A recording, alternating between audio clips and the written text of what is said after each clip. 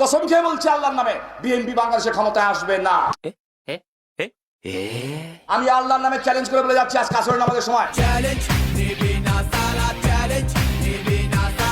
20 বছর পর আবারও ক্ষমতায় বিএনপি।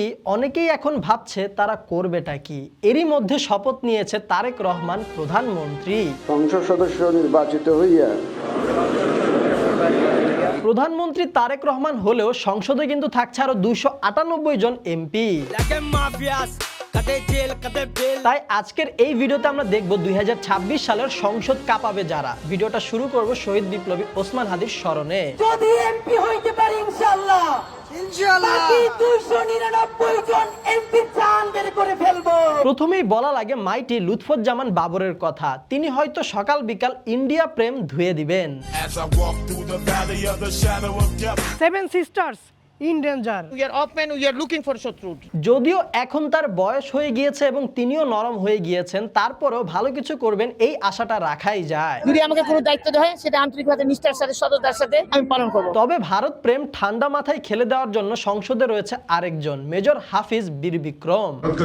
ধন্যবাদ কেন? যে তারা শেখ হাসিনাকে আশ্রয় দিয়েছে। এতে তো আরো রাগ হওয়ার কথা, উল্টা বলছেন কেন? শেখ হাসিনা এবং আওয়ামী লীগের যে এত বড় ভারতের দালাল দেশের শত্রু, আশ্রয় না দিলে তো আমরা বুঝতে পারতাম না।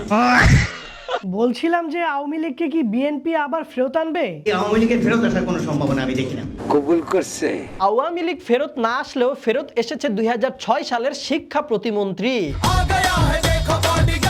উনি হেলিকপ্টারে করে নিজে বিভিন্ন জেলার পরীক্ষার হলে যেতেন হাতে নাতে নকল ধরার জন্য। আমি নকল প্রতিরোধ করার জন্য নিজ পকেটের পয়সা দিয়ে হেলিকপ্টার রেন্ট করলাম। নকল ধরার সাথে হেডমাস্টারকে অপরাধের জন্য ধরে হেলিকপ্টারে করে ঢাকায় নিয়ে আসতো। জালিয়াতির অভিযোগ এক প্রিন্সিপালকে সরাসরি হেলিকপ্টারে তুলে ঢাকায় নিয়ে আসার ঘটনাও তখন ব্যাপক আলোড়ন তোলে। এই শিক্ষা প্রতিমন্ত্রীর প্রশংসা করে গিয়েছে স্বয়ং বিপ্লবী ওসমান হাদিও। মিলন সাহেবকে শিক্ষা প্রতিমন্ত্রী বানানো গেল।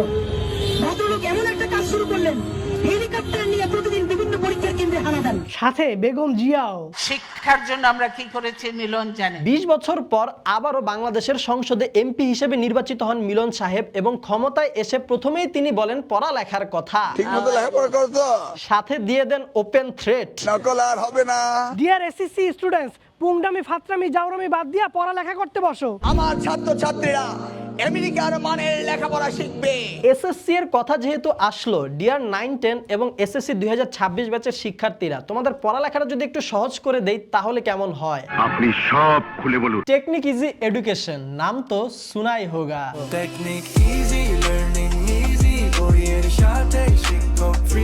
ইজি সিরিজের এই বইগুলি কতটা উপকারী মোহিত তুই বল। টেকনিক ইজি এডুকেশন দিচ্ছে এই প্রথম বইয়ের সাথে শিক্ষক ফ্রি।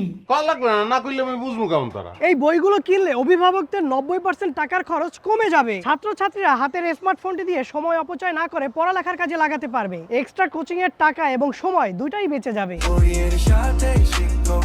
সায়েন্স, কমার্স এবং আর্টস প্রতিটি বিভাগের প্রতিটি সাবজেক্টের জন্য রয়েছে টেকনিক ইজি এডুকেশনের ইজি সিরিজের আলাদা আলাদা বই। প্রতিটি বইতে শত শত কিংবা হাজার হাজার কিউআর কোডের মাধ্যমে দেওয়া রয়েছে সম্পূর্ণ বইয়ের ভিডিও সমাধান। এখন নিশ্চয়ই আপনারা ভাবছেন যে কিউআর কোড কিভাবে কাজ করে। ধরেন এটা একটা গণিতের প্রশ্ন, এটার সমাধানটা কিন্তু বইয়ের মধ্যে লিখিতভাবে দেওয়া রয়েছে, কিন্তু তারপর আমি বুঝতে পারতেছি না যে এই লাইন থেকে এই লাইনে কিভাবে গেল কিংবা এই লাইন থেকে এই লাইনে উত্তরটা কিভাবে গেল। তখন আমি কি করব, ফোনের স্ক্যানারটা বের করব এবং স্ক্যানার থেকে এই যে উপরে কিউআর কোড দেওয়া রয়েছে এই কিউআর কোডটা স্ক্যান করব। স্ক্যান করার সাথে সাথে আমাকে নিয়ে যাবে ইউটিউবে এই প্রশ্নটির ভিডিও সমাধানে, যেখানে একজন শিক্ষক সম্পূর্ণ প্রশ্নটির উত্তর লাইন বাই লাইন ভেঙে ভেঙে বুঝিয়ে দিয়েছেন। তাই 9, 10 এবং এসএসসি 2026 ব্যাচের শিক্ষার্থীদের পছন্দের হট লিস্টের 1 নম্বরে রয়েছে টেকনিক ইজি এডুকেশনের ইজি সিরিজের এই বইগুলা।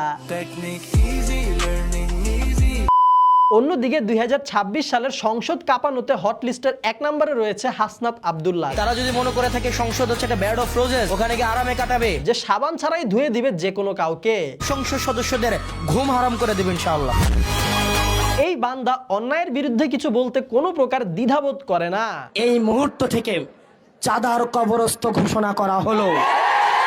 তবে এবার কিন্তু সংসদ কাঁপাবে রুমিন ফারহানাও। আমার রাজনীতি আমার দল তো তারে বহিষ্কার করলো। আমাকে বহিষ্কার করে দিয়েছে, তার আমার দল না। বহিষ্কার হয়েছে দেখেই তো এখন উনি বিএনপির বিরুদ্ধে আওয়াজ তুলে যাচ্ছে। গতকালকের ইলেকশনেও তো তা বিভিন্ন জায়গায় তাদের আচার আচরণ খুব ভালো ছিল না। সরকারের দোষ ত্রুটি ধরা এবং অপকর্মের বিরুদ্ধে এক বজ্রকণ্ঠ হবে রুমিন ফারহানা, আশা রাখাই যায়। বিএনপি নেতাকর্মীদেরকে মাঠ পর্যায়ে কন্ট্রোল করা যাচ্ছে না।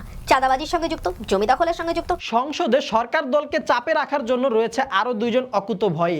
একজন হচ্ছে আমাদের বিরোধী দলের নেতা জামাতের প্রধান ডক্টর শফিকুর রহমান, যে কৃতজ্ঞতা প্রকাশ করে না সে ভালো মানুষ হতে পারে না। সরকার ভুল কিছু করলেই তুলবে আওয়াজ। সেই ফেসিবাদ, সেই কালো অধ্যায় আবার বাংলাদেশে ফিরে আসুক, আপনারা কি চান? আর বিরোধী দলীয় প্রধানের আওয়াজে হালকা স্পাইস দেওয়ার জন্য রয়েছে ছাত্র নেতা নাহিদ ইসলাম। শেখ হাসিনাকে বাংলাদেশ থেকে হটাইতে পারছি, আর এই মির্জা আব্বাস তাদের বিরুদ্ধে আমরা কথা বলতে পারবো না, সব ভয়ভীতি দেখে আমাদেরকে আটকাবে। সরকার ভালোই চাপে থাকবে। রাজপথে নামার প্রয়োজন হলে আমরা সেটার প্রস্তুতি নিচ্ছি। পাশাপাশি বিরোধী দলরেও ধোয়ার জন্য আর চাপে রাখার জন্য রয়েছে সরকার দলীয় ফজলুর রহমান, যিনি দুই চোখে জামাতরে দেখতেই পারেন না। জামাত শিবির রাজাকার, এরা হইল রাজাকার এবং বেঈমান। ওনার মতে জামাত আর ইসলাম হচ্ছে দুই মেরুর, অন্তরে কোনো ইসলাম নাই। মানে ভাই ওনার আসনে যদি জামাত জিততে পারে তাইলে উনি সোজা বিষ খাবে, এই ঘোষণাও দিয়ে দিছিল। আমি বিষ খাই, আমি বিষ খাই। বুঝেন তাইলে এতটাই মনে প্রাণে জামাতকে উনি ঘৃণা করেন। জামাত আমাদের শত্রুরা আলবত রাজাকার ছিল, আর এখন জামাতের 70 জন এমপির সাথে তার সংসদ শেয়ার করা লাগবে। জামাতের দেওয়া বিরোধী দলীয় চাপগুলা স্মার্ট হাতে হ্যান্ডেল করার জন্য রয়েছে বিএনপি এর আরেক সংসদ সদস্য বিজ্ঞ নেতা সালাউদ্দিন আহমেদ। তরুণ প্রজন্মের প্রত্যাশা অনুযায়ী এই দেশকে আমরা মেধা নির্ভর, প্রযুক্তি নির্ভর এবং জ্ঞান নির্ভর রাষ্ট্র বিনির্মাণের জন্য। তবে দুইটি মানুষকে নিয়ে সাধারণ জনগণের এক্সপেকটেশন অনেক বেশি ছিল যারা সংসদ কাঁপাবে। একজন হচ্ছে ভিপি নূর। আপনাদের বিষয়গুলো আমরা দেখবো ইনশাআল্লাহ।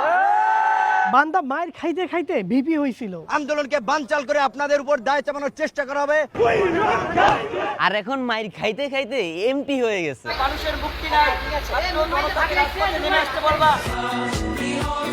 তবে এখন আর মনে হয় না ভিপি নূর আগের মতো গণমানুষের কণ্ঠ হবে, সংসদে আওয়াজ তুলবে, কারণ ভিপি নূর তো এখন সরকার দলের লোক। বিজয় করে নিয়ে আসবেন সে আমাদেরই একজন। নূর ভাই এখন তেল দেওয়াতে ব্যস্ত। মন্ত্রী হবার আশায় ভাই তার আদর্শ বঙ্গোপসাগরে ভাসায়া দিছে। তারেক রহমান আগামী জাতীয় সরকারে মন্ত্রী বানাতে কমিটমেন্ট দিয়েছেন। এখন তাই সাধারণ জনগণের পাশাপাশি স্থানীয় বিএনপি নেতাকর্মীরাও তাকে অপছন্দ করা শুরু করছে। আপনারা বিএনপির লোক, হুমকি আওয়ামী লীগের লোক দেয় না, জামাতের লোক দেয় না। নুরু ভাই তো হুমকি পায়, কিন্তু ডিয়ার 9, 10 এবং এসএসসি 2026 ব্যাচের স্টুডেন্ট, আমি তোমাদেরকে হুমকি না সাজেশন দিতে চাই। কথা কম কাজ বেশি। আমার সামনে আছে 3টি সাজেশন বই। একটি হচ্ছে 500 এমসিকিউ সাজেশন বই সায়েন্সের জন্য, আরেকটি হচ্ছে 500 এমসিকিউ সাজেশন বই কমার্স এবং আর্টসের জন্য, 3 নম্বরটি রোড টু মিশন 100 সাজেশন বই।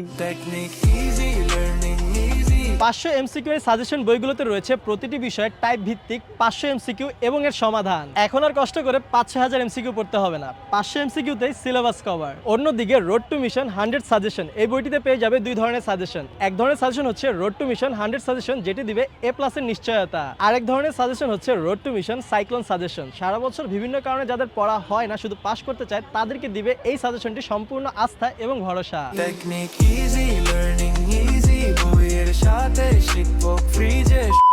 অন্যদিকে সংসদে আওয়াজ তোলা বা সংসদ কাঁপানোর জন্য জনগণের এক্সপেকটেশনের লিস্টে থাকা দ্বিতীয় মানুষটা হচ্ছে ব্যারিস্টার আন্দালিব রহমান পার্থ। ইনশাআল্লাহ যাতে সততার সাথে, এটা একটা বড় আমানত, এটা জানে আমাদের দ্বারা খেয়ানত না হয়। পার্থ ভাই এমন একজন মানুষ যিনি 2012-13 সালে সংসদ কাঁপায় আসছিলেন। বিরোধী দলীয় নেত্রীকে বাড়ি থেকে যেভাবে বের করা হয়েছে মাননীয় স্পিকার, এমনকি সংসদে 2013 সালে শেখ হাসিনার সামনে বলেছিল তারেক রহমান দেশে ফিরে আসবে। ইট ইজ দ্য রিয়ালিটি যে তারেক রহমান ফেরত আসবে, and you will see more of Tarek Rahman. তবে এখন আর মনে হয় না তিনি আগের মতো সংসদ কাঁপাতে পারবেন। কথা সত্য, কারণ আগে ছিলেন উনি বিরোধী দলীয় সদস্য, আর এখন হচ্ছেন সরকার দলীয় সদস্য। পার্থকে আপনারা ছিলেন ভোলার মানুষ।